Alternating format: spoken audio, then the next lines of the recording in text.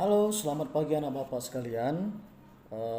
Berikut Bapak akan menyampaikan beberapa soal yang berbentuk AKM. Jadi, Bapak akan memberikan 15 soal di mana 5 diantaranya merupakan bentuk soal untuk akhir semester ini. Nah, anak Bapak, mari kita bahas satu persatu. Untuk soal nomor satu, akan diberikan suatu stimulus. Jadi anak Bapak harus baca dulu stimulusnya, kemudian dijawab pertanyaannya. Nah, jadi setelah kamu baca stimulusnya, di sini ada dua orang siswa yang diantar dengan motor dan eh, pergi ke sekolah dengan bersepeda. Nah, pertanyaannya adalah eh, ternyata kondisi kebugaran Mutiara itu adalah orang yang bersepeda lebih baik dibandingkan dengan kawannya yang diantar oleh motor. Nah, kira-kira apakah penyebabnya Mutiara memiliki kebugaran yang lebih baik? Nah, untuk bisa menjawab pertanyaan ini, anak Bapak harus mengerti 4 faktor yang mempengaruhi kebugaran jasmani, yaitu pola makan, istirahat, olahraga, dan usia. Nah, pada stimulus ini yang mengaitkan faktor yang mempengaruhi kebugaran jasmaninya adalah olahraga karena Mutiara berangkat ke sekolah dengan memakai sepeda. Jadi, dia terbiasa melatih kebugaran jasmaninya setiap hari berangkat ke sekolah dengan cara bersepeda. Nah, itu nanti anak Bapak jelaskan di jawabannya. Nah, untuk soal nomor 2, di sini ada urutan teknik dasar spike atau smash dalam permainan bola voli. Nah, untuk bisa menjawab ini, anak Bapak harus perhatikan dulu jawaban yang pertama di setiap A, B, C, dan D. Kalau kira-kira misalkan ada suatu ganjalan, maka jawaban itu kita abaikan saja. Contoh misalkan, di jawaban di jawaban A dimulai dengan awalan, sedangkan B ambil posisi, C dan D semuanya ambil posisi. Nah, dari jawaban tersebut maka kita mengetahui bahwasannya untuk memulai suatu spike, pasti setiap pemain akan selalu ambil posisi terlebih dahulu. Maka jawaban A itu kita abaikan terlebih dahulu. Nah, kita lanjut ke jawaban yang B, C dan D bagian yang keduanya. Kalau kita perhatikan bagian keduanya, maka B, C, dan D itu sama-sama perhatikan setter. Kalau sama, kita lanjut ke bagian yang ketiga. Di bagian B, ambil langkah kedua yang kuat. Sedangkan di bagian C dan D, lakukan cara berdiri yang benar. Sama-sama lakukan cara berdiri yang benar. Nah, kira-kira setelah kita perhatikan setter, setelah itu yang paling benar itu adalah kita lakukan cara berdiri yang benar dulu, baru kita ambil langkah pertama atau kedua. Nah, dengan begini kita perhatikan jawaban B sudah pasti salah. Oleh karena itu, kita fokus kepada jawaban C dan D. Mana yang benar? Nah, sekarang kita perhatikan setelah kita lakukan cara berdiri yang benar, maka di bagian C itu lakukan langkah pertama. Ya, sedangkan di bagian D ambil langkah kedua yang kuat. Nah, kira-kira langkah pertama duluan atau langkah kedua duluan?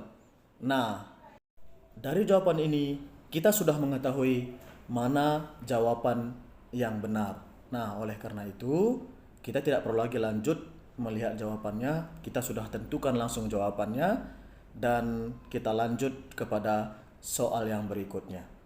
Nah, setelah kita mengetahui mana jawabannya, maka kita di sini dituntut menjelaskan apa alasan kita memilih jawaban tadi. Nah, jadi anak Bapak bisa menjelaskannya kenapa anak Bapak bisa memilih jawabannya tadi sesuai dengan yang kita bahas sebelumnya. Oke? Nah, untuk bisa menjawab soal ini, maka kita harus presentasikan dulu peluang masuknya bola saat tendangan penalti dengan cara jumlah tendangan penalti yang sukses dibagi dengan banyaknya tendangan dikali 100. Nah, jadi contoh misalkan si Ani. Ani ini dia tendangannya sukses 10, banyak tendangannya 12, itu dikali 100 kira-kira 83,33%. Sedangkan si Bambang 80%, Chandra 75, dan Dedi 80%. Nah, setelah kita mengetahui persentasenya, maka kita lihat pernyataannya. Ani adalah penendang penalti yang terbaik di antara mereka. Nah, kalau menurut kamu itu benar, maka kamu tinggal menceklis benar sesuai dengan persentase yang kamu dapat tadi. Begitu juga semuanya ya. Persentase peluang Bambang dan Dedi adalah sama. Nah, kita lihat. Bambang tadi 80, Dedi juga 80. Kalau itu benar, maka kamu tinggal menceklis benar ya di bawah pernyataan itu tadi. Begitu juga dengan yang lainnya. Oke, nah Bapak? Ya, untuk bisa menjawab soal ini merupakan soal menjodohkan. Nah, jadi anak Bapak harus mengetahui unsur-unsur kebugaran, keseimbangan itu latihannya apa saja. Kekuatan itu latihannya apa saja. Kelenturan itu latihannya apa saja. Begitu juga dengan kecepatan. Nah, kita perhatikan dulu yang bentuk latihan nomor 1. Di situ ada push up, pull up, dan squat thrust. Kira-kira itu adalah bentuk latihan untuk mendukung unsur yang mana? Nah, ya, itu adalah bentuk latihan untuk mendukung unsur kekuatan. Maka di jawabannya kamu tinggal membuat B di nomor 1. Nah, begitu juga dengan nomor yang lain. Oke, nak Bapak? Ya, soal ini merupakan soal menuliskan langkah-langkah gerakan berguling ke belakang. Nah, yang perlu kamu perhatikan adalah bagaimana gerakan awalnya, bagaimana gerakan intinya, dan bagaimana gerakan akhirnya. Jadi kamu menceritakan atau mendeskripsikan apa yang kamu lihat dari gambar. Contoh misalkan kita lihat, awalnya bagaimana? Awalannya adalah posisi jongkok dan lengannya lurus ke depan. Pada saat inti itu adalah pada saat gambar nomor 2, 3, dan 4. Dan akhirannya adalah gambar nomor 5. Jadi anak Bapak tinggal menceritakan apa yang anak Bapak lihat. Yang perlu diperhatikan adalah pada saat inti, posisi tangannya itu bagaimana, posisi lehernya harus ditekuk, dan kemudian pada saat punggung menyentuh lantai, dia harus bagaimana posisi kakinya, dan setelah itu posisi kakinya sebelum di akhiran bagaimana. Itu yang perlu kamu tuliskan. Ya, masuk kita kepada materi pencaksilat tetapi dengan pertanyaan benar salah. Nah, untuk bisa menjawab pertanyaan ini, anak Bapak harus mengetahui bagaimana cara melakukan tendangan samping. Apakah pemain kiri itu memang benar-benar melakukan tendangan samping? Kalau memang benar, tinggal kamu menceklis benar. Nah, kemudian pesilat yang sebelah kanan atau sabuk merah, ya. Apakah dia melakukan tangkisan tutup samping? Kalau memang benar, maka kamu tinggal menceklis benar. Nah, kemudian yang ketiga, pesilat sabuk merah atau kanan melakukan elakan ke dalam. Dia mengelak atau menangkis. Nah, ini yang perlu kamu ketahui. Kalau kamu merasa salah, maka kamu memberikan tanda salah pada kotak yang sudah disediakan. Lanjut. Ya, soal ini juga merupakan soal menjodohkan. Jadi sama dengan soal yang sebelumnya, ini mengenai unsur-unsur kebugaran jasmani. Kamu juga harus mengetahui bentuk-bentuk latihan yang mendukung untuk unsur-unsur kekuatan, kelincahan, kecepatan, dan juga kelenturan. Ya, masuk kita kepada soal uraian. Ya, nah, kamu harus memperhatikan gambarnya. Ini merupakan gambar melakukan passing yang baik dan benar. Nah, kalau kita perhatikan gambarnya, pertanyaannya adalah, kira-kira kalau sikutnya itu dibengkokkan, apa yang akan terjadi? Nah, jadi apa yang akan terjadi jika sesuai dengan gambar, di mana lengannya lurus? Nah, untuk bisa menjawab ini, kamu harus tahu bagaimana cara melakukan passing bawah yang baik dan benar. Passing bawah yang baik dan benar itu adalah lengannya harus lurus, supaya arah bola pada saat pengembalian bisa melambung dengan baik. Kalau sikunya dibengkokkan, maka perkenaan bola tidak akan kena di pergelangan, melainkan bisa di ujung tangan yang mengakibatkan bolanya bisa lari kemana-mana.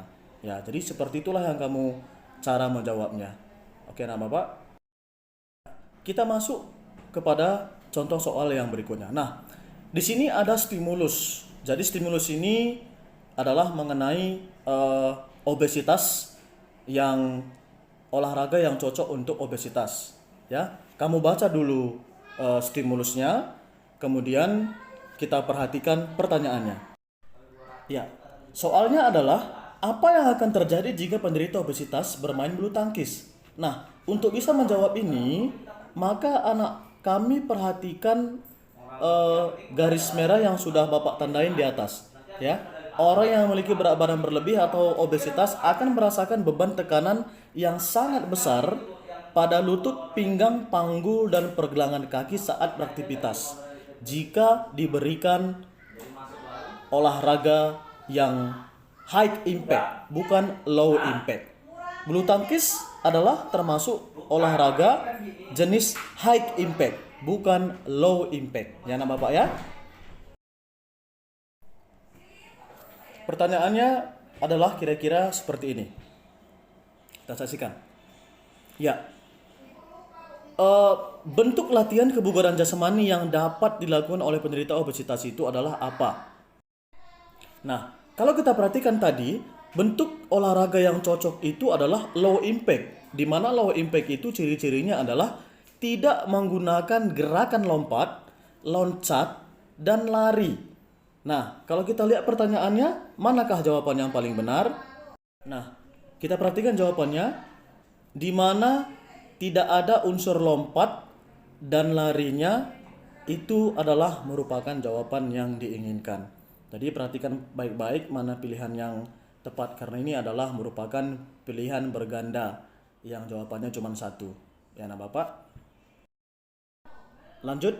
Nah, untuk bisa menjawab soal ini, ya kamu juga sama dengan soal yang berikutnya, harus mengetahui bentuk latihan untuk menguatkan otot kaki yang mana, dan melatih egalitas itu adalah kelincahan yang mana. Kamu tinggal memindahkan ke kotaknya. Ya, nah Bapak ya.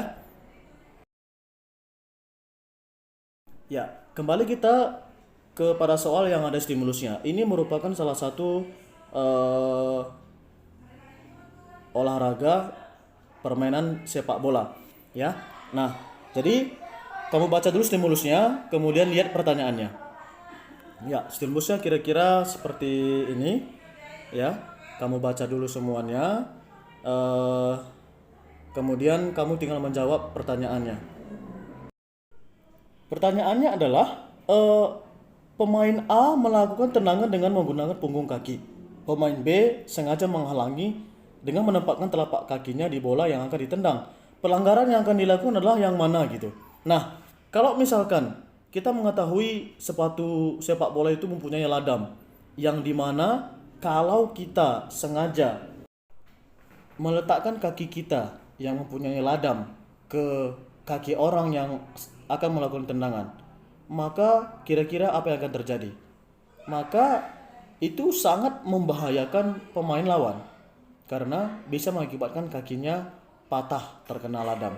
Nah, jadi dari sini kamu sudah mengetahui apa jawaban yang baik dan benar. Ya, nah Bapak. Nah, jadi